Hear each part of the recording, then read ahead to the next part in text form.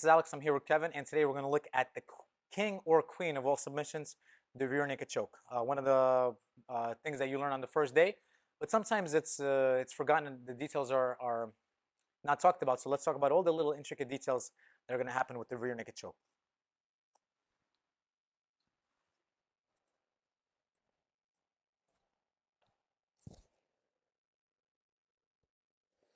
So I can perform the rear naked choke on either side.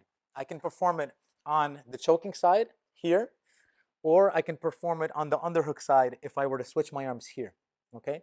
But depending on where I am, there's going to be some small differences, but one main concept is going to remain the same. So as soon as I have the seat belt, my partner has both of his arms defending the choke. So first of all, when I do the seat belt, the hand that's on top is designated as my choking hand. It's my choking arm. So I'm going to stab him in the chest, and now my second hand is going to grab my pinky. So I'm hiding my choking hand. So I don't want to be grabbing like this or with a gable grip, because now my partner can grab my wrist, and now it's going to be impossible to go underneath their chin. So I first need to hide the choking hand of the choking arm, just like this. Now, if my partner grabs the same side hand of my choking hand, I can usually still overpower them. I can still go for the choke. It's not going to be that easy, but I can still find it underneath their chin. However, if they do a cross interception where they grab it, now this is going to become impossible. So every time I'm on the back, before I go for the choke, I need to take away the intercepting arm. So the way I'm going to do that is I'm going to circle, and I'm going to take my middle finger and I'm going to grab right where the meat of their hand is. As soon as I grab the meat of their hand, I'm going to stab them in the chest now with their own hand. Now that's going to give me the opportunity to go underneath their neck with my hand. When I go underneath their neck, let's circle this way. I'm going to take my fingers and I'm going to bring them right behind his shoulder blade. So I'm going to need to use the tips of my fingers to do that. When I bring the tips of my fingers, it's going to secure the hand. So it's going to make sure that the hand is not slipping off.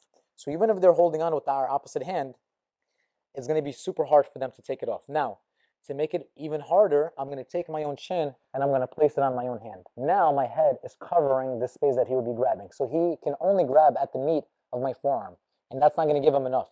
From here, I'm going to retract the hand, keeping it until the very last second, and then I'm going to let it go. My hand slips out. What I don't want to do is I don't want to bring this arm forward to give him an opportunity to grab it. So I'm going to look to the side. I'm going to shoot my hand right behind his head. My fingers are now going to come out, and I'm going to look at my partner, and now I can finish. Of course, I'm doing all of this with my hooks, but I just wanted to show what my upper body is doing, right? So now that I'm on the back, let's say I'm on the choking side right here. So I'm going to take away first his cross grip hand. I'm going to stab him in the chest. I'm going to dig this underneath his neck, and I'm going to grab right behind the shoulder blade. I'm going to take my chin, and I'm going to bring it over my own hand. I'm going to drag his hand out, and as it slips out, I'm going to look to the side. My hand goes right behind his head. My head comes back. My fingers come last, and now I can pinch my elbows together and get the tap. From a different angle, just from here, it doesn't matter which side we're seated on. All right, I'm going to, again, take away this hand, stab him in the chest.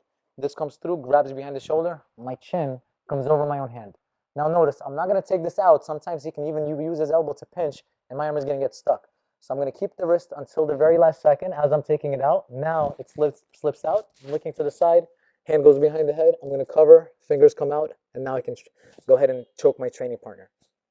If I'm on the choking side, the underhook side, sometimes my hand is going to get stuck, right? So as I'm here, all right, I took away this hand. I'm going behind the neck. I'm covering. Now I'm a little bit stuck. I can't take it out. A couple of things are going to happen here. I can start to finish him most of the time with a singular arm, right? I can start to look to choke him. The way I'm doing that is by taking my elbow, and I'm going to draw a circular motion right underneath his chin. I still keep the grip the whole time, so it looks like this. I can make him tap with one hand. While I'm doing this, a lot of times my partner is going to flail, and as they flail, this comes out, and then the same exact thing is going to happen. However, if I'm unable to get the proper angle, or if they're not choking, I'm going to have to build up onto my forearm and my elbow. Now it's going to come out, and now it's going to be the same exact thing. I'm going to shoot it behind their head as I lock in my fingers onto my bicep. To finish, I'm going to press his head forward. I'm going to squeeze my biceps, and I'm going to bring my elbows together all at once to get the choke to work. Thank you, guys.